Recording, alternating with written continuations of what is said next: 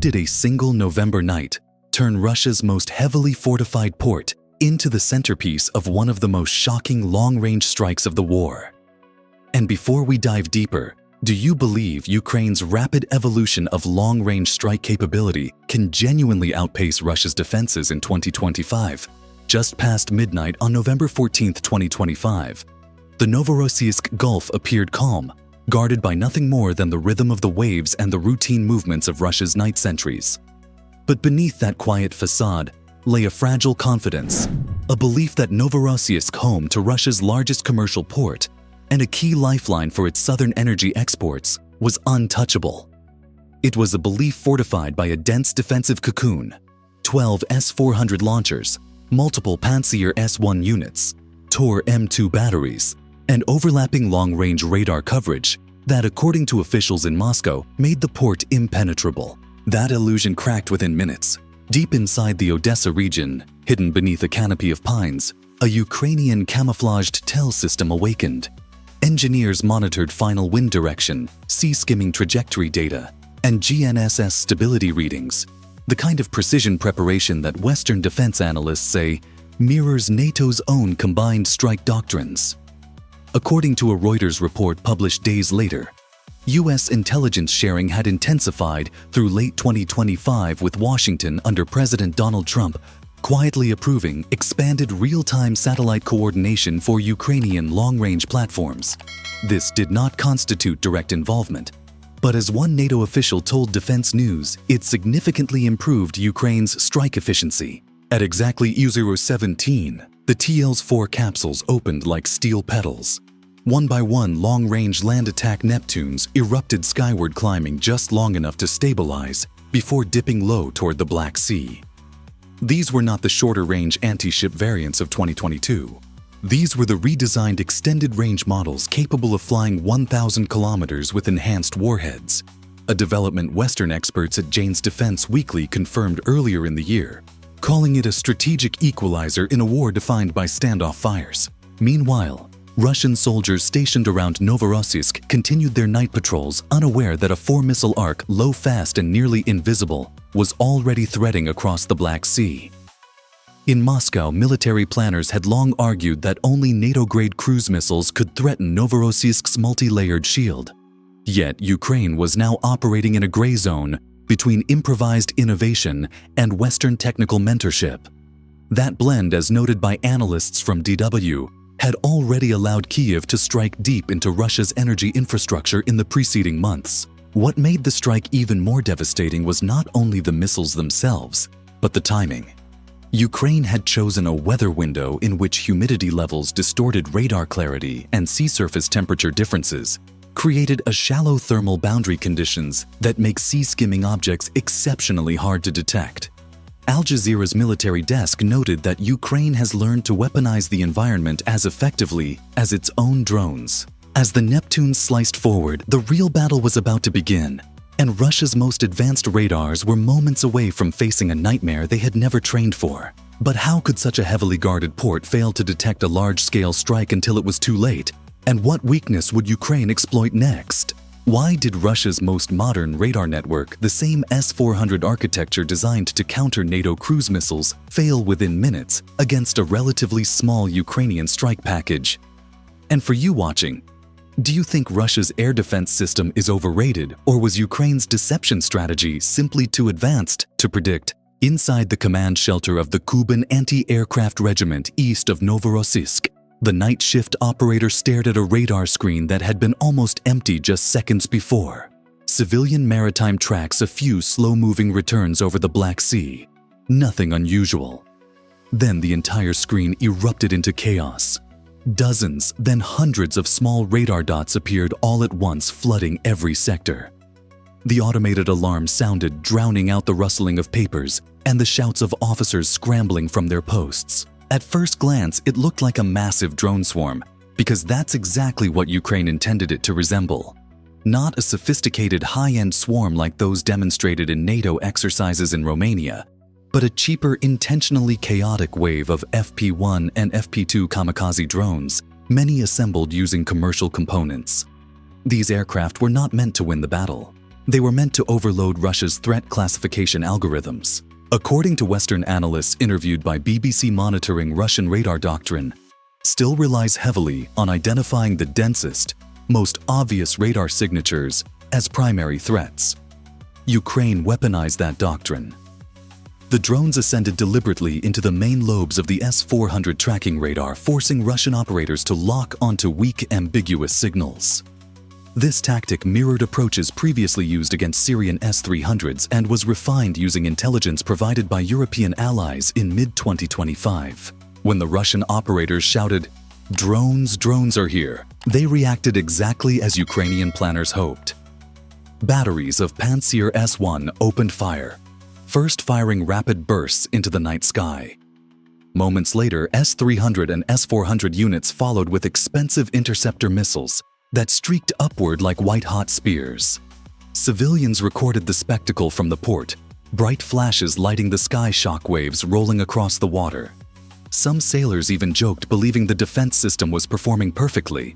But that reaction concealed Russia's fatal mistake. Every interceptor launched at the drone swarm meant one fewer missile available to stop the real threat. A defense analyst from Defense News described it as classic resource stripping, a maneuver in which cheap decoys force a technologically superior system to expend its most valuable ammunition. In the context of Novorossiysk, it meant Ukraine used drones costing perhaps a few $1,000s each to deplete missiles worth hundreds of thousands of dollars apiece. Furthermore, radar clutter hid the approach of the 4 sea-skimming Neptunes, which glided just meters above the Black Sea's surface, inside the Earth's curvature shadow, invisible until the very last minute. The Russian radar's downward blind spot, the deadband, had been documented extensively by Western think tanks, including a 2024 Chatham House report warning that Russian long-range air defenses remain vulnerable to low-altitude standoff attack profiles. Meanwhile, Russian officers were fixated on altitude, the wrong altitude. As the radar screens blinked with false threats, the real missiles were silently approaching the coastline, rising slightly, only after crossing land to acquire final infrared locks. By the time the operators realized that something larger was hidden behind the drone swarm, the first 2 S-400 sites were only seconds away from annihilation. But if Russia's elites believed that their S-400 shield was invincible, what happened next would shatter that myth completely and reveal a vulnerability far deeper than radar confusion. How could the system Russia calls its crown jewel, the S-400, marketed worldwide as the backbone of Moscow's air defense supremacy, collapse in less than 40 seconds? And for you watching, do you think Russia can still trust its own long-range air defense after this strike, or has the myth permanently cracked? When the first 2 long-range Neptune missiles crossed the Novorossiysk coastline, they finally rose from their sea-skimming flight just enough for their IIR seekers to awaken. What appeared on their infrared screens was a glowing map of Russian air defense assets, the 96N6 early warning radar rotating as a bright orange mass, the rectangular panel of the 92N6 engagement radar, and 4 S-400 launchers parked side by side like metallic pillars, emitting faint thermal signatures. The missile's internal software compared the heat patterns with stored templates, radar gunner vehicle launcher array, and selected its target with machine precision. The first Neptune dropped low, then surged upward at the final second. The explosion tore through the 96N6 radar head with such force that eyewitnesses miles away reported seeing a brief flash against the clouds. Within milliseconds, sympathetic detonations rippled through the cluster. S-400 interceptor missiles stored in their launch tubes began exploding uncontrollably, one after another, creating vertical columns of fire. Sailors at the port filmed the chain reaction, their stunned voices captured on video as the hills lit up like a collapsing refinery. Satellite imagery analyzed hours later and verified by multiple open-source groups showed the grim aftermath. At least 4 S-400 launchers destroyed, 2 96N6 long-range radar units wiped out, 2 92N6 engagement radars obliterated. The surviving launchers left blind and deaf, incapable of detecting additional threats. Defense analysts from Reuters and BBC security correspondents noted that this was the single largest confirmed loss of S-400 equipment in a single strike since the system entered service in 2007. A former NATO air defense officer interviewed by Military Watch magazine explained once you blind an S-400 battery, you erase its entire reason for existence. Novorossiysk effectively went from fortress to exposed highway in minutes. The second Neptune repeated the slaughter on the neighboring cluster. Telemetry revealed a deviation of only a few meters of precision level that Western experts attribute partly to Ukraine's refined inertial navigation and partly to mid-course GPS stabilizing corrections, which US officials quietly confirmed were within accepted support parameters under President Trump's administration. In Russia, panic spread quickly within the command hierarchy. Not because of the loss of equipment Moscow has other S-400 units, but because Novorossiysk's air defenses were considered symbolic a message to NATO that Russia could protect its most vital energy hubs. That symbol now lay in smoking fragments. Moreover, S-400 export customers, Turkey, China, India were watching closely. Analysts from DW warned that the psychological impact could ripple into global arms deals, weakening confidence in Russia's flagship systems. The Kremlin, aware of this, reportedly instructed state media to avoid showing the aftermath. The narrative shifted instantly to successful defense, even as emergency crews were still extinguishing fires on the hills. What made the strike even more strategically devastating was timing. Ukraine struck just weeks after multiple Western intelligence reports suggested Russia was preparing to reinforce Black Sea air defenses. By destroying Novorossiysk's shield, now Ukraine not only crippled a port, it disrupted Russia's entire southern defense architecture. But while the S-400 sites burned, the remaining two Neptunes were already entering their terminal phase, headed directly toward the heart of Russia's energy infrastructure. What happened next would threaten not only military assets, but billions in export revenue. What happens when a single missile strike threatens not just a military base, but the economic artery that keeps Russia's southern energy exports alive? And for you watching, do you think Ukraine's strategy of targeting fuel port and refinery infrastructure will pressure Moscow more than battlefield gains alone? As the wreckage of the S-400 battalion burned on the hills above Novorossiysk, the third and fourth long-range Neptune missiles began their final approach. No air defense operators were watching the sea anymore. Every radar screen had been consumed by the decoy swarm and the carnage on the high ground. For the first time in years, Novorossiysk, Russia's largest port and one of the most important energy terminals on the Black Sea, was effectively defenseless. The third Neptune streaked along the wave crests until the coastline rose beneath it. Its infrared seeker scanned, identified, and locked onto the most critical node on the map, the pumping station of the Sheskharis, often spelled Shisharis oil terminal. This was the gateway through which millions of tons of crude and refined petroleum products moved each month. Reuters reports from late 2025 confirmed that Sheskharis handled a significant share of Russia's southbound exports oil that traveled to global markets even amid sanctions, especially through intermediaries in Turkey and the Middle East. At 0023, the Neptune surged upward and dove nearly vertically. Its warhead, engineered for hardened infrastructure targets, detonated directly above the manifold system. A white flash tore through the night sky, followed by a rolling explosion that shattered command rooms, generators, and power distribution nodes. Fire immediately surged along the pipes, racing like molten veins toward other segments of the port facility. Workers on the night shift described the blast as a sun rising from the ground. Only seconds behind the fourth, Neptune locked onto the heat signature of a fully loaded tank. The resulting detonation created a massive fireball that climbed hundreds of meters high.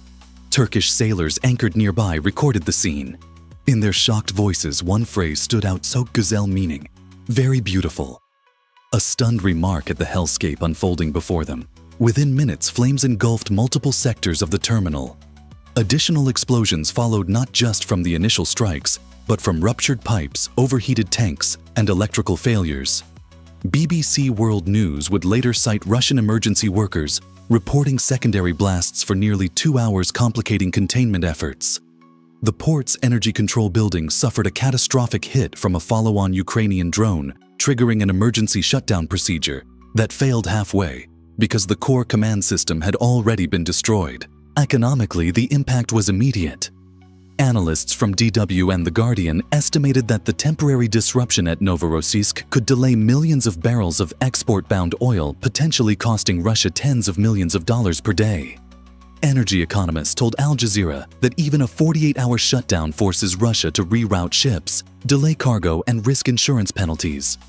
For a country already facing shrinking export margins, the timing could not have been worse. More importantly, the strike demonstrated that Ukraine now possessed the ability to hit strategic economic nodes, not just tactical battlefield positions.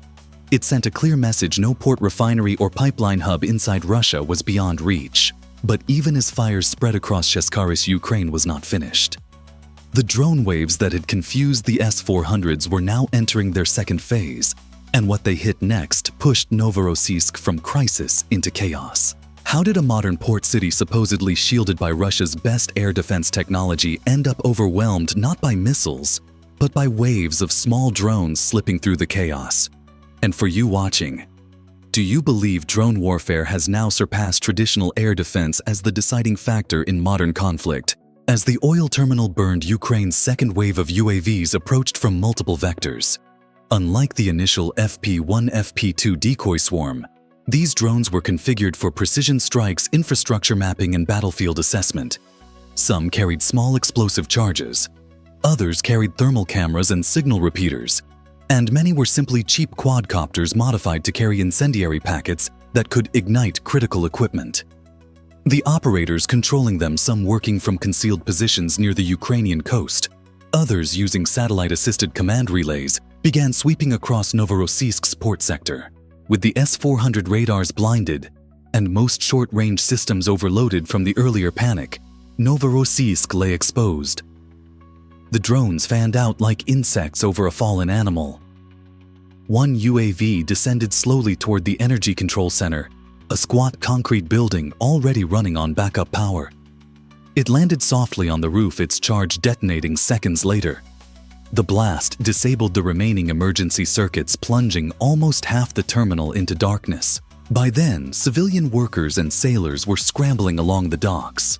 Footage later shared on Russian telegram channels showed men shouting into radios, some trying to hose down flaming pipelines with handheld equipment, an impossible task.